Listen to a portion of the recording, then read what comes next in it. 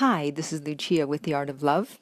This week I would like to discuss everyone's favorite topic, rejection. Just kidding, it's no one's favorite topic, but it's a topic that's important because it happens to everyone sooner or later and often more than once.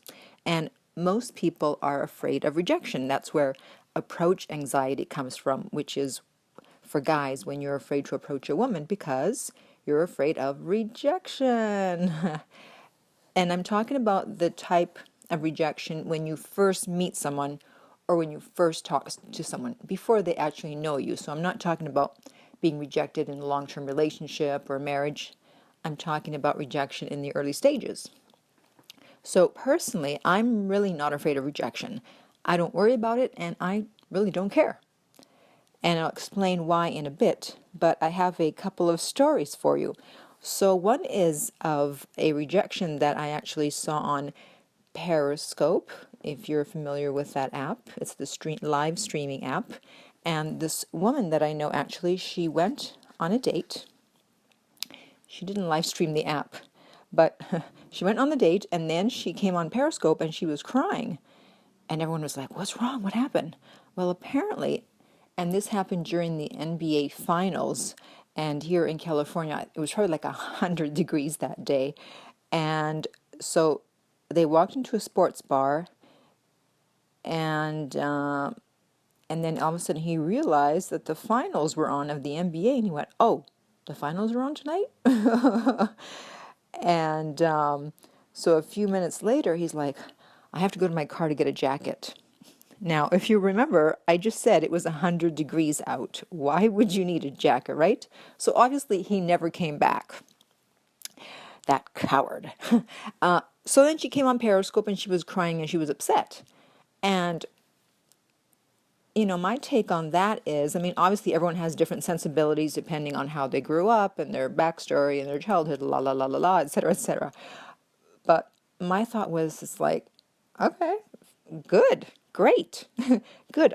We got rid of one, we dodged a bullet, because someone that's going to be that rude, that insensitive, he could have found some other excuse. If he didn't like her, he could have just said, "Hey, you know what? I'm sure you're a great girl, but, it's not really going to work out," or something. You don't say, "Well, I'm going to get my jacket," and then disappear.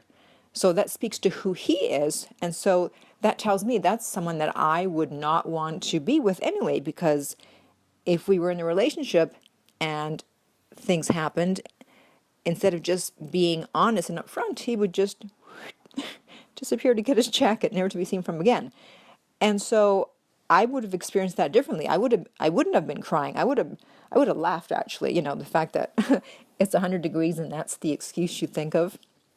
It's like, cool. I don't take it personally. But like I said, everyone has different sensibilities. So I felt bad for her that she was upset. But it just really depends on your outlook on being rejected. So it depends on where you're coming from. And I'll explain that in a minute. So then I have another story about someone that I met at a party. And I found him attractive, and he found me attractive because at the end of the evening, he gave me his business card, and his first language was Spanish, and he sounded like Antonio Banderas with that sexy accent. And he handed me his card, and he said, "I would like to see you again." And I thought, well, all right, yeah, I'll see you again. So we then spoke on the phone a few days later, and the conversation did not go as planned. I guess we just had better chemistry in person and not on the phone, because I was really bored and probably he was bored. The topics we were discussing were boring. And then I really didn't have time to see him for another week.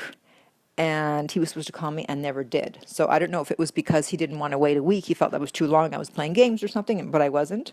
It doesn't matter if he was interested. He would have called me anyway. Or maybe he too was bored and thought, okay, this isn't going to work.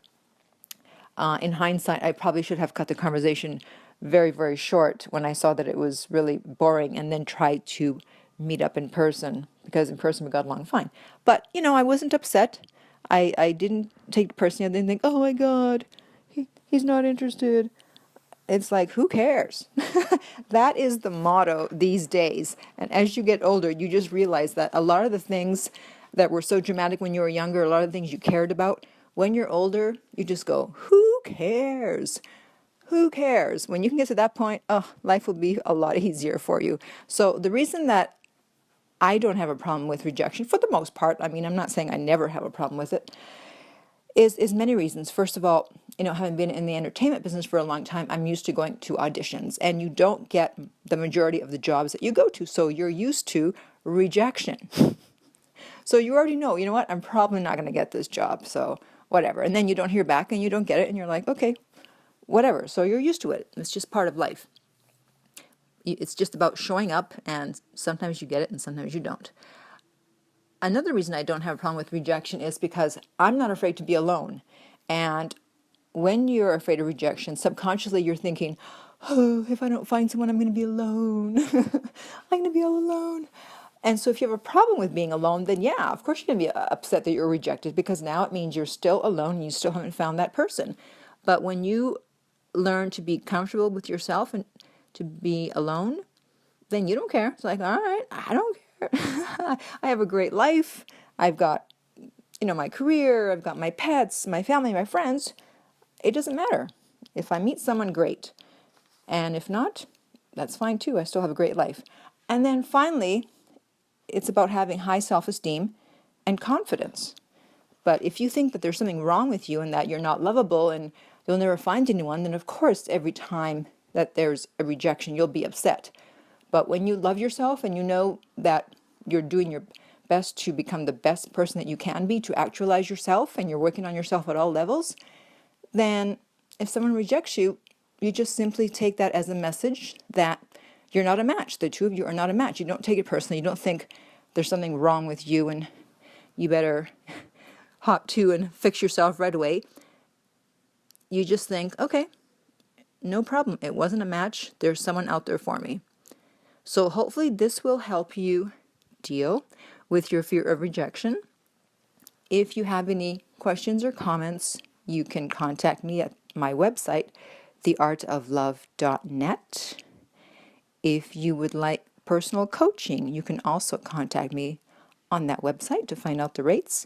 If you're listening to this on iTunes, I would appreciate if you would rate and review my podcast. And finally, remember that love inspires, empowers, uplifts, and enlightens.